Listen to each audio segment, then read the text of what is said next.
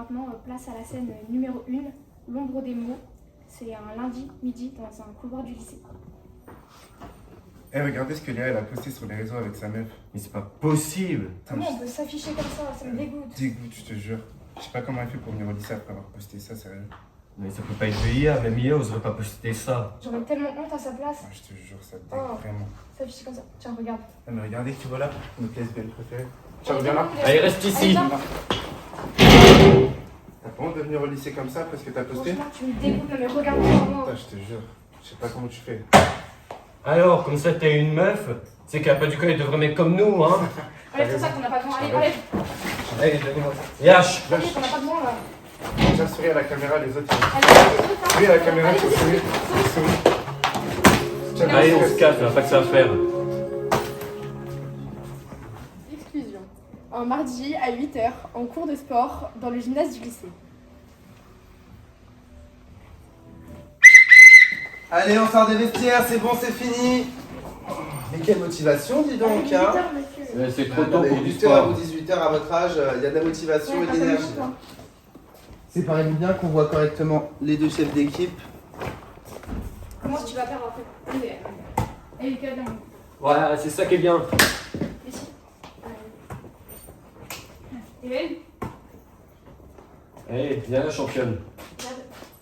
Après, en lui, Nelly, elle fait du volley en club, en soi, on pourrait gagner avec elle. C'est vrai, elle a raison. Ouais, mais t'as vu Mastodonte, je connais 5 grands, on fait 4 à elle seule. Ouais, mais elle a raison, il faut qu'on gagne. Lily, viens. Non, non. Qui veut faire passer Moi, je veux bien. Non, Toi, ta ta gueule. Moi, en vrai, je peux le faire. Vas-y. Numéro, tu veux le faire Bah non, mais attendez. Non, toi, on t'a dit ta gueule. Non, mais ferme ta gueule. Et en club. Non.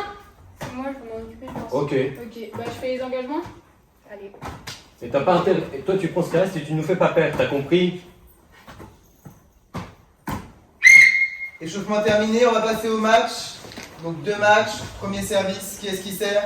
Avec des frites ou juste la balle? Oh, mais je te l'avais dit, je t'avais prévenu. Viens pas dans mon cours pour faire des blagues comme ça, vraiment. N'interromps pas le cours, il vaut mieux. Donc je réitère, qui est-ce qui sert la balle?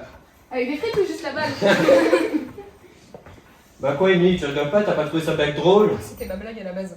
Ouais, mais tu sais, il y a l'art et la manière de dire. Et toi, visiblement, t'as un tout ça. Scène numéro 3, le mur du silence, en sortant des vestiaires, un jeudi après-midi.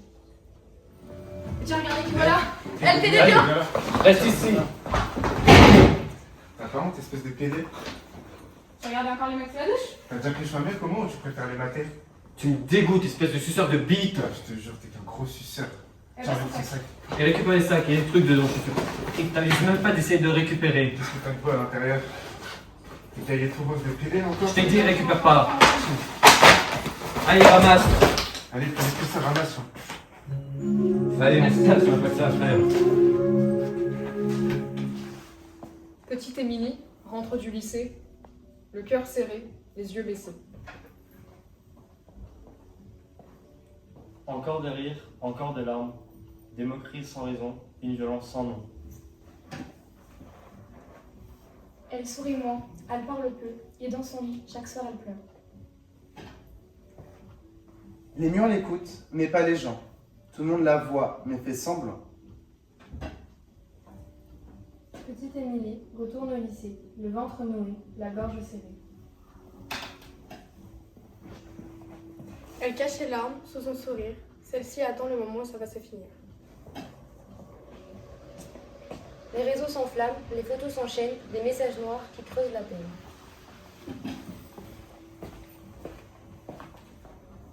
Elle voudrait crier, mais tous sont bloqués, ses amis d'avant se sont éloignés. Petite Émilie, si douce, si fragile, au lycée chaque jour, ça en devient difficile. Elle marche la tête basse au milieu de l'enfer, chaque jour un combat dans les silences amers.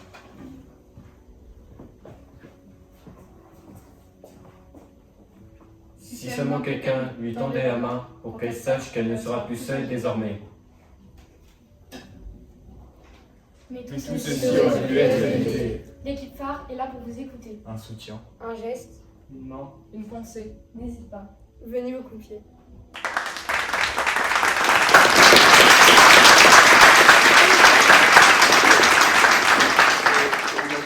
faire des scénettes sur deux types de harcèlement. Donc il y a le harcèlement qui concerne l'exclusion de groupe.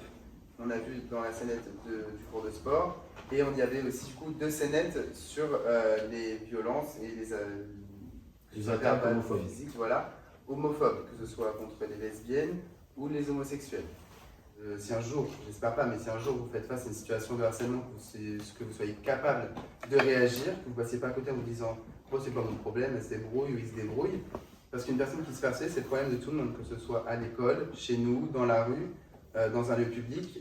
Quand on voit une personne en train de se faire harceler, agresser ou quoi au caisse, il faut réagir. Quel est le numéro à appeler? Oui, 30-18. c'est exactement ça, c'est ça le 3018, le numéro à appeler quand on est témoin ou victime de harcèlement. Quelle peine encourt-on en cas de harcèlement scolaire? Il y a 2 réponses. Et la deuxième? Non. C'est pas les coups, mais c'est presque ça. Mais c'est effectivement les 2 bonnes réponses. 3 ans d'emprisonnement et 45 000 € d'amende et 10 ans d'emprisonnement et 150 000 € d'amende. Bonjour à tous, nous sommes les Sentinelles du Minotaure. Les Sentinelles du Minotaure ont été créées depuis l'année dernière.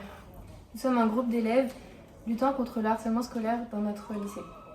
Notre groupe d'élèves est basé sur le volontariat et aujourd'hui nous avons fait différentes scénettes sur le harcèlement. Ces scénettes ont pour but de sensibiliser, de faire réagir, au cas où, si vous faites face à une situation de harcèlement, que vous soyez capable de réagir.